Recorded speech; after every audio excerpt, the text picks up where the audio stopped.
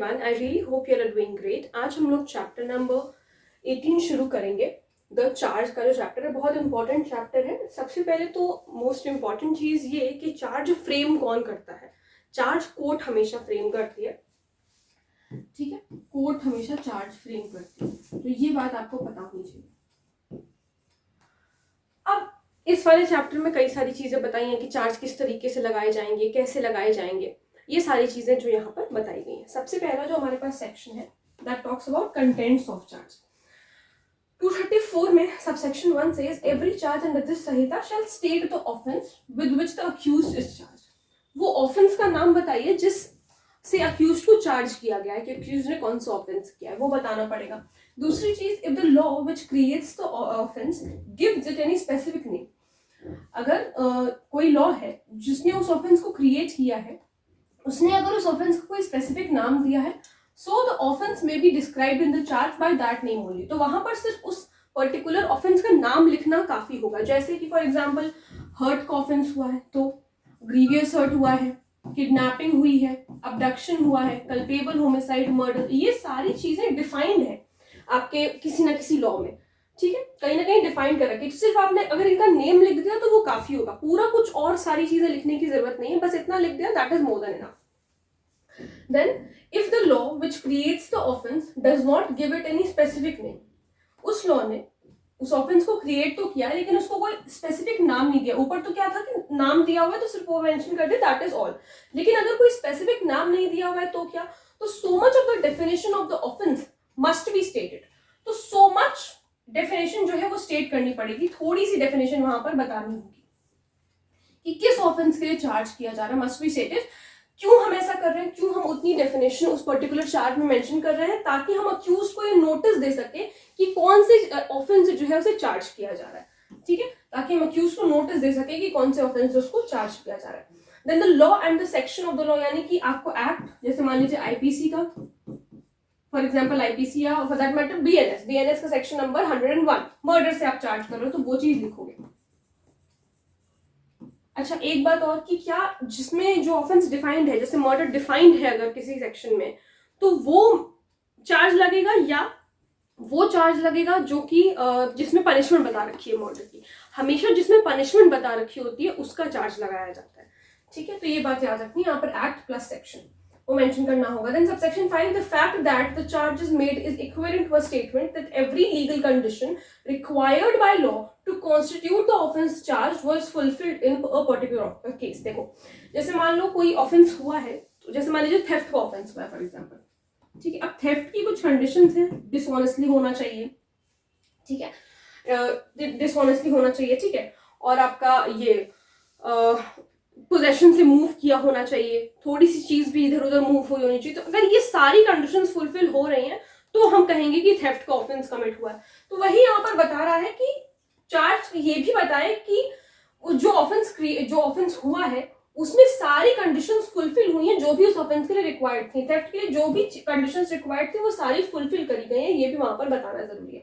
Then the charge shall be written in the language of the court. Charge जो है court की language में ही लिखा जाएगा, हाँ, लेकिन जो आपका हाई कोर्ट है उसकी लैंग्वेज जो है वो स्टेट गवर्नमेंट डिटरमाइन करती है। कोर्ट्स की जो लैंग्वेज है वो स्टेट गवर्नमेंट डिटरमाइन करती है, except high court. High court का जो लैंग्वेज है वो स्टेट गवर्नमेंट नहीं डिटरमाइन कर सकती है, वो कॉन्स्टिट्यूशन के द्वारा होता है, ठीक। Then subsection 7 says if the accused having been previously convicted of any offense, उसको previously convict कर चुके हैं हम किसी offense के लिए, is liable by reason of such previous conviction to enhanced punishment, और इसके लिए जो है उसको enhanced punishment मिलनी चाहिए, ठीक है, इसके लिए उसे enhanced punishment मिलनी चाहिए क्योंकि उसको previously, मान लीजिए जैसे previously उसको theft के लिए convict कर चुके थे, previous conviction उसका theft के लिए हो चुका था, ठीक। अब दोबारा फिर से उसने थेफ्ट किया, यानी कि सब्सिक्वेंट ऑफेंस में भी उसने थेफ्ट कमिट कर दिया, ठीक। तो एनहांस पनिशमेंट मिलनी चाहिए क्योंकि एक बार कर चुका है, दोबारा फिर से कर रहा है। और to punishment of a different kind for subsequent offence and intended to prove such previous conviction for the purpose of effecting. भाई, जब ये सब्सिक्वेंट ऑफेंस उसने किया, बाद में दोबारा से उसने थेफ्ट किया, तो जरूरी है पहले कि आपको ये प्रीवियस कन्विक्शन प्रूव करना होगा। क्यों हम प्रीवियस कन्विक्शन प्रूव करने के लिए, ताकि उसको बढ़ करके सजा मिल सके, उसे एनहांस्ड पनिशमेंट मिल सके, इसीलिए हम कह रहे हैं कि प्रीवियस कन्विक्शन भी प्रूव करिए। ठीक है, क्यों? For the purpose of effecting which the court में think to award for subsequent offence. तो यहाँ पर the fact, date, place of the previous conviction shall be stated in the charge.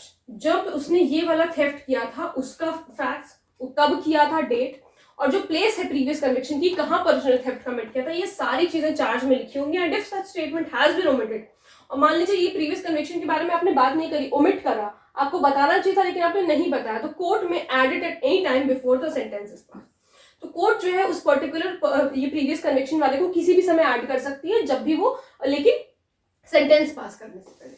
तो बेसिकली सबसेक्शन 7 में सिर्फ इतना बता रखा है कि कोई ऑफेंडर है, उसने ऑलरेडी प्रीवियसली वो कन्विक्टेड था, मान लीजिए थेफ्ट के ऑफेंस के लिए, सब्सिक्वेंटली फिर उसने थेफ्ट का ऑफेंस कमिट किया है, तो लेकिन अब ये जो सब्सिक्वेंट ऑफेंस जब उसने किया है, तो हमें इसमें प्रीवियस कन्विक्शन प्रूव करने की जरूरत इसलिए पड़ रही है। पर्पस क्या है प्रीवियस कन्विक्शन प्रूव करने का? ताकि उसको एनहांस्ड पनिशमेंट मिल सके।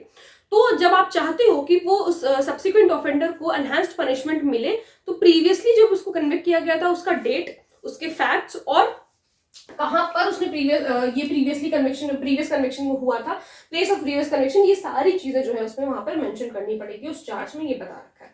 ठीक, अब इसमें कुछ इलस्ट्रेशन है। सबसे पहला इलस्ट्रेशन देखते हैं। A is charged with the murder of B. This is equivalent to a statement that A's act fell within the definition of murder.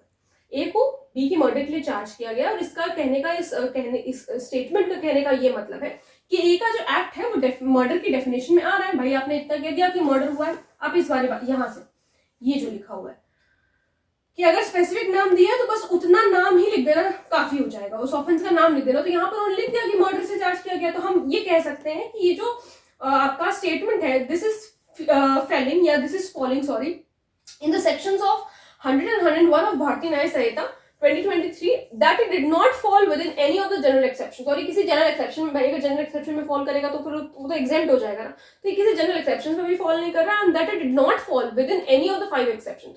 और जो 101 में मर्डर के भी जो एक्सेप्शंस दिए हुए हैं वो उसमें भी किसी में फॉल नहीं कर रहा है, thereof, or that if did fall within exception one or other of the 3 provisos to that exception applied to it। तो अगर मान लीजिए एक्सेप्शन 1 में वो फॉल भी कर रहा है, लेकिन फिर भी जो उसमें जो प्रोवाइजो थे वो उस पर अप्लाई करते हैं, तो मतलब बेसिकली उसको मर्डर के लिए चार्ज किया ही गया है, वो किसी भी एक्सेप्शन में फॉल नहीं कर रहा है। ठीक है, फिर उसके बाद A is charge under subsection 2 of section 118 of Bharatiya Nyaya Sanhita with voluntary causing grievous hurt. Grievous hurt के लिए वॉलंटरी कॉजिंग ग्रीवियस हर्ट किया to be by means of an instrument, एक इंस्ट्रूमेंट के इस्तेमाल से जो कि शूटिंग के लिए यूज किया जाता है। This is equivalent to a statement that the case was not provided by subsection 2।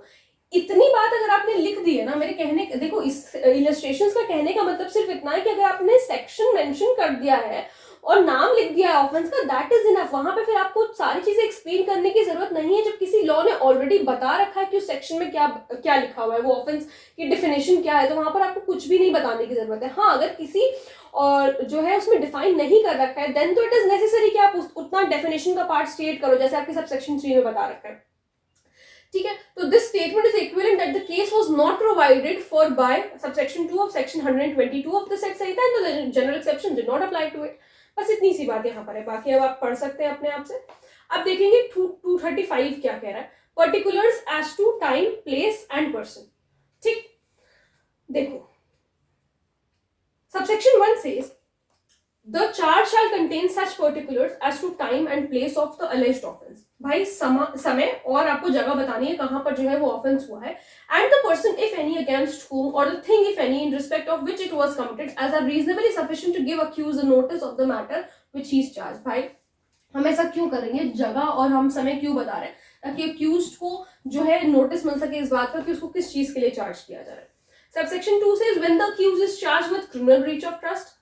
अब ये इंपॉर्टेंट है कि उसको अगर क्रिमिनल ब्रीच ऑफ ट्रस्ट से चार्ज किया गया है, या डिसऑनेस्ट मिसअप्रोप्रिएशन ऑफ प्रॉपर्टी, या फिर कोई और मूवेबल प्रॉपर्टी का उसने किया है कोई ऑफेंस, तो it shall be sufficient to specify the gross sum. तो आपको ग्रॉस सम की, उसका मतलब उस पर्टिकुलर चीज की कीमत कितनी है, एज द केस में be describe the movable property in respect of which the offence is alleged, और उस मूवेबल प्रॉपर्टी को भी आप डिस्क्राइब कर दो कि प्रॉपर्टी किस तरीके की थी। The dates between which the offence is alleged to have been committed, किस दिन जो है वो ऑफेंस कमिट हुआ, ये चीज मेंशन करने की जरूरत है without specifying particular items.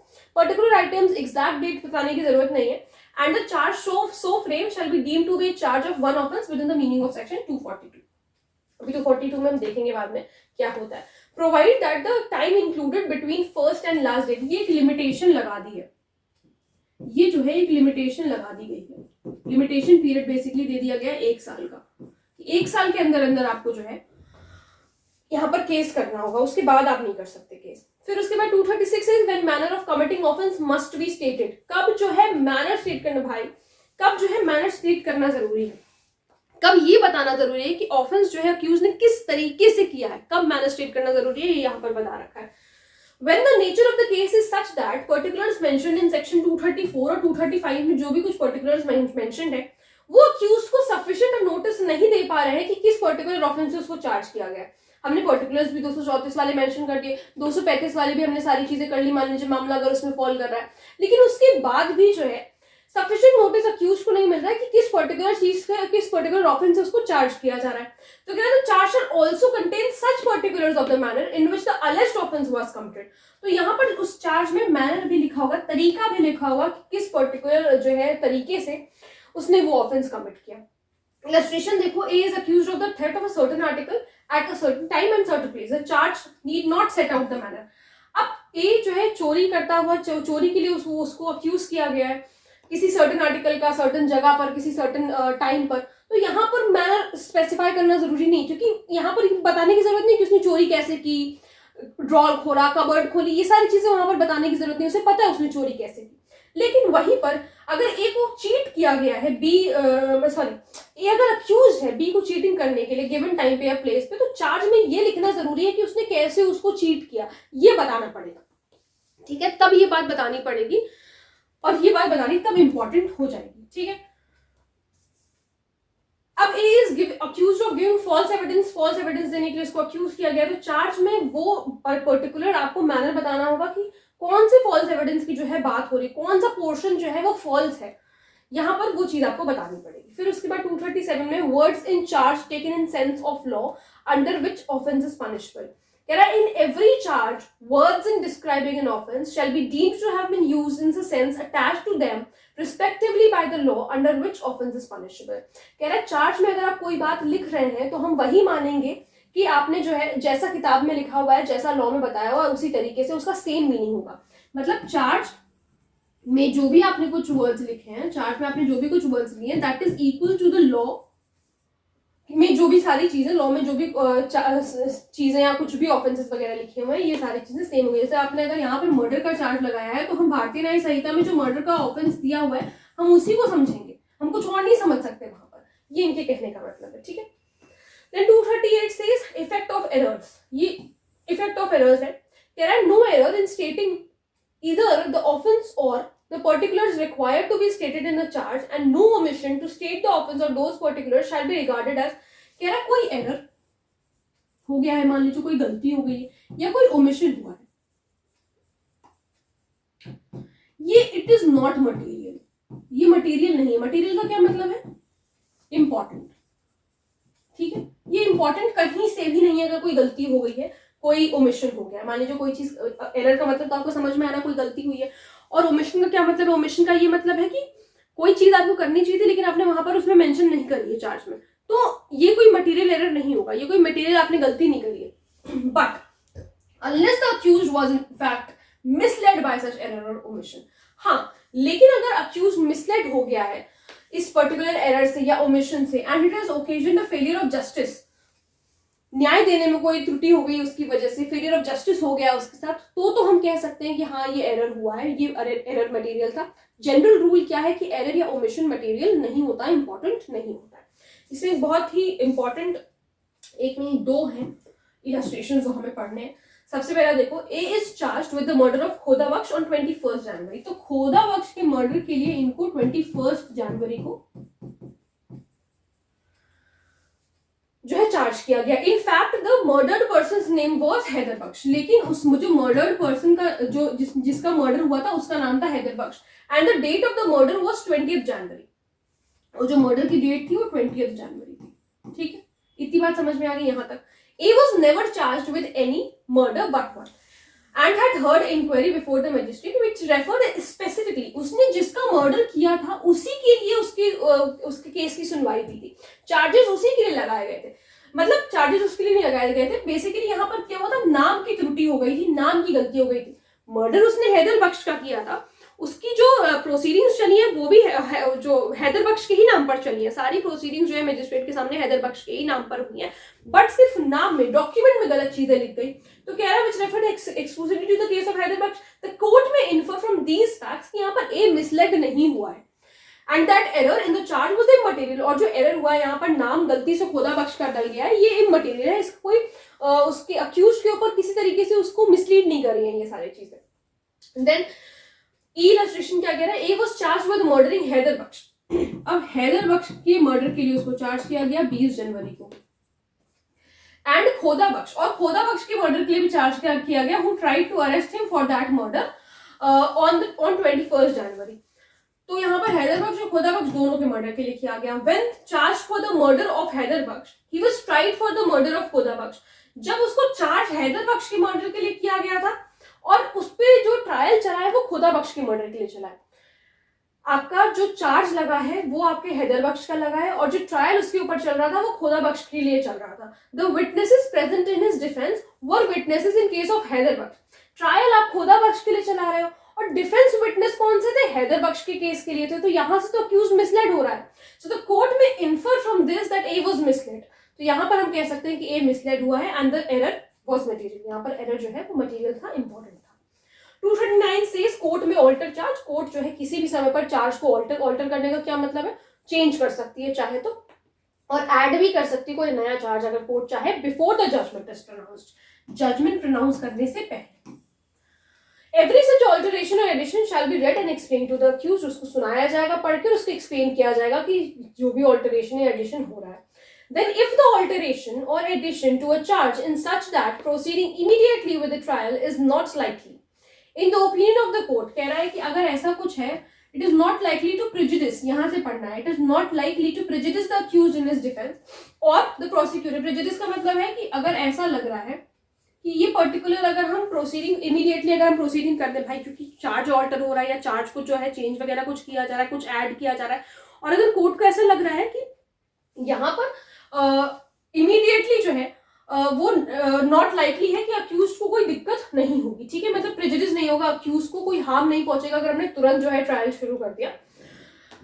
So the court में इन इट्स डिस्क्रिप्शन, कोर्ट अगर चाहे तो आफ्टर सच ऑल्टरेशन, ये जो ऑल्टरेशन एडिशन करने के बाद प्रोसीड कर जाएंगे ट्रायल से, और वो ऑल्टर या एडेड चार्ज को हम ऐसे ही मानेंगे जैसे कि वो ओरिजिनल चार्ज था। फिर से एक बार समझो, सबसेक्शन 3 ये कह रहा है कि मान लीजिए कोई चार्ज को ऑल्टर किया गया है या कोई चार्ज को ऐड किया गया, मान लीजिए किसी नए चार्ज को ऐड किया, ठीक। अब उस नए चार्ज को ऐड करने के बाद अगर कोर्ट को ऐसा लग रहा है कि ये अक्यूज्ड को या जो हमारे प्रोसिक्यूशन है उसको कुछ भी प्रेजुडिस नहीं करेगा, कोई भी हार्म नहीं पहुंचाएगा, तो कोर्ट जो है उस एडेड चार्ज को वैसे ही ट्रीट करेगी। ट्रायल इमीडिएटली शुरू हो जाएगा उस एडेड चार्ज का, और उस एडेड चार्ज को ऐसे ही ट्रीट करेगी जैसे कि वो ओरिजिनल चार्ज था। ठीक, अब सबसेक्शन 4 में उल्टी बात करी, मतलब इसकी दूसरी बात करी हुई है। कह रही है कि अगर ऐसा लग रहा है कि तुरंत से हम ट्रायल में अगर प्रोसीड करेंगे तो फिर प्रेजुडिस हो जाएगा, अक्यूज्ड को हार्म हो जाएगी, कुछ दिक्कत हो जाएगी, वो तैयारी सही से नहीं कर पाएगा, या प्रोसिक्यूटर को कोई प्रॉब्लम हो जाएगी, तो यहाँ पर वो डायरेक्ट कर सकते हैं कि नया ट्रायल हो या अडजर्न कर देंगे trial for such period as may be necessary. ये बात है। फिर subsection 5 says if the offense stated in altered or added charge is one for the prosecution which previous sanction is necessary। मान लीजिए जो एडेड और ऑल्टर्ड चार्ज है इसमें क्या है, प्रीवियस सैंक्शन जरूरी है, तो केस तब तक प्रोसीड नहीं होगा जब तक कि आप सैंक्शन नहीं ले आते। जैसे मान लीजिए सेंट्रल गवर्नमेंट से, स्टेट गवर्नमेंट से किसी से सैंक्शन लेना है उस चार्ज का, तो फिर केस आप तब तक प्रोसीड नहीं करोगे जब तक कि आप सैंक्शन लेकर के नहीं आ सकते। Unless sanction has been already obtained for a prosecution on same facts as those on which altered or added charge is founded. भाई देखो, ये वाली जो लाइन है ना, ये वाली लाइन, यहां तक का तो समझ में आ गया कि आप अगर आप चार्ज ऐड कर रहे हो या ऑल्टर कर रहे हो और अगर उस एडेड या ऑल्टर्ड चार्ज में प्रीवियस सैंक्शन का नेसेसरी था, जरूरी था, तो आपको प्रीवियस सैंक्शन जो है पहले लेकर के आना पड़ेगा, उसके बाद ही आप ट्रायल के लिए प्रोसीड कर सकते हो। लेकिन यहाँ पर ये वाली बात ये कह रहे हैं कि अगर मान लीजिए ऐसा कुछ है कि प्रीवियसली जो प्रीवियस चार्ज था उसके लिए आप ऑलरेडी सैंक्शन ले चुके हो और उसी के ग्राउंड्स पर कोई नया ऑल्टर्ड चार्ज या कोई आपने चार्ज ऐड किया है उसी के बेसिस पर, तो फिर आपको सैंक्शन लेने की जरूरत नहीं है। ये यहाँ पर ये बात कह रहे हैं, ठीक है। तो ये आपको याद रखना है। फिर उसके बाद क्या है, section number 240 says recall of witnesses when charge alter. कह रहा है whenever a charge is alter और added to by the court after the commencement of the trial, जब कोई चार्ज ऑल्टर किया गया, ऐड किया गया, जब ट्रायल शुरू हो गया, तो prosecutor and the accused shall be allowed, तो प्रोसिक्यूटर और अक्यूज्ड को अलाउ किया जाएगा कि वो रिकॉल कर सकते हैं और रीसमन कर सकते हैं। मतलब रिकॉल और रीसमन करने का मतलब है एक बार पहले बुला चुके लेकिन फिर से बुला रहे हैं, क्यों? क्योंकि हमने चार्ज को ऑल्टर किया या ऐड किया। And examine with reference to such alteration और addition any witness who may have been committed who may have been examined, जिसको हम ऑलरेडी एग्जामिन कर चुके हैं, unless the court for reasons to be recorded in writing considers that the prosecutor or the accused, as the case may be, desires to recall or re-examine such witness for the purpose of vexation or delay or for देखो इसमें basically क्या बताया कि recall या री-समन जो है किया जा सकता है विटनेस को, लेकिन अगर ऐसा लग रहा है कि ये वेक्सेशन करेंगे, ठीक है, ये वेक्सेशन करेंगे या डिले हो जाएगा या जो है they will be defeating the ends of justice, तो फिर यहाँ पर बुलाने की जरूरत नहीं है, नहीं तो वैसे बुला सकते हैं, ठीक है।